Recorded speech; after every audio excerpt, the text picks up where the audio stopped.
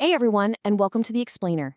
Today we're looking at something that affects almost every family, but is just absolutely vital for children and adults with special needs, autism, ADD, or auditory hypersensitivity. We're talking about optimizing our daily sensory routines through sound therapy. But we're going to look at it specifically through the highly structured, evidence-based lens of occupational therapy. So get ready because we are going to completely rethink how we use sound to support our nervous systems. Okay, let's dive into this.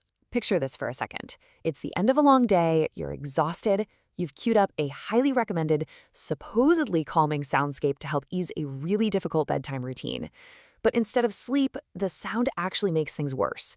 Agitation spikes, and absolutely nobody is getting any rest. Sound familiar? Honestly, it happens all the time. And to understand why, we really have to look at the massive gap between what the internet promises us and what actually works in practice. If you look around online, the internet often presents calming sounds as this universal one-size-fits-all magic cure. Just press play and relax, right? Well, research, including recent systematic reviews on sound-based interventions, tells a very different story. The occupational therapy view is much more nuanced. The reality is that the evidence calls for highly individualized support. Now, while things like ASMR and gentle sensory inputs can definitely support relaxation for some, they just aren't clinical treatments that work for everyone across the board. The simple truth here is some people need sound, sure, but some people actually need less sound, not better sound. All right, section 1, start with the person. When occupational therapists think about sound, they actually don't start with the sound itself, and that is a massive paradigm shift. Instead, they begin with the individual and ask a really foundational question. What is specifically difficult right now? They want to know, is the person trying to sleep? Are they trying to focus on homework? Do they need to recover after a loud, chaotic day at school?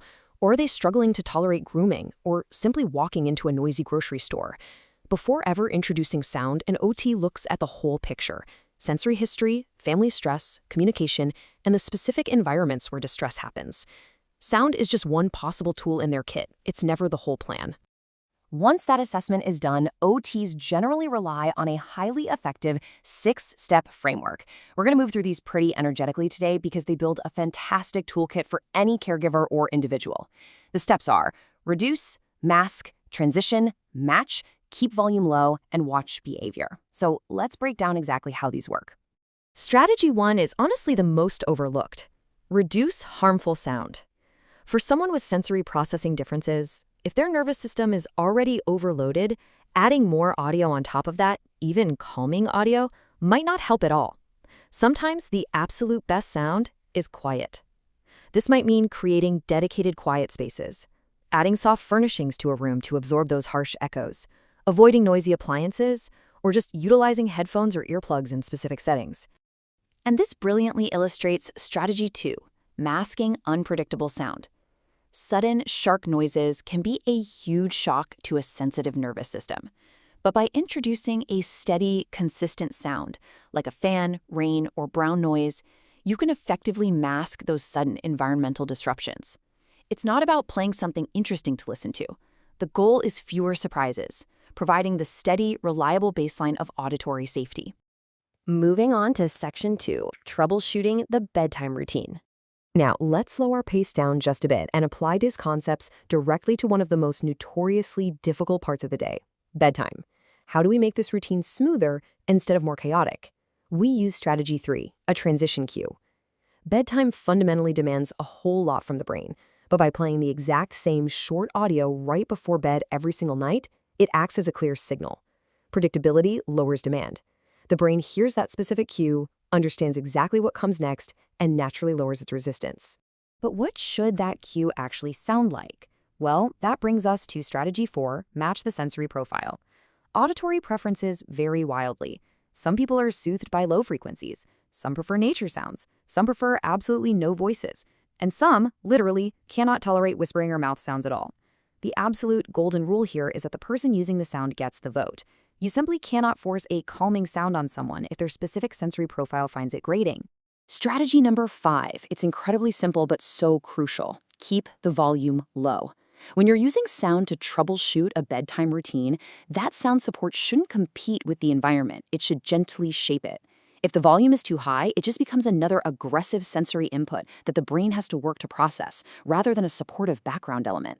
And that brings us to section 3, keeping the ending clear. We've talked about how to introduce sound, but knowing exactly when to turn it off is just as important. This brings us to strategy 6, watch behavior, not theory. You have to look for behavioral anchors.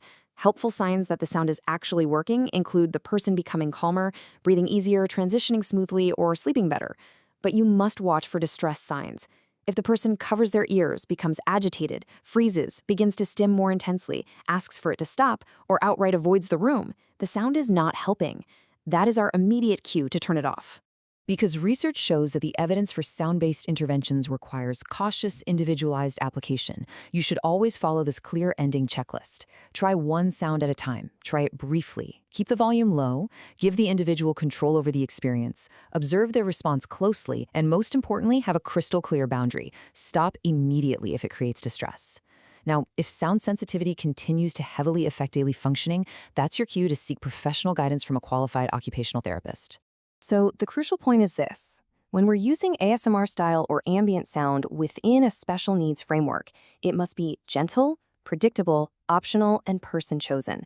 The goal here is not chasing internet tingles or following some viral trend. The goal is supporting functional daily routines. It's about enhancing participation, comfort, safety, and dignity for the individual.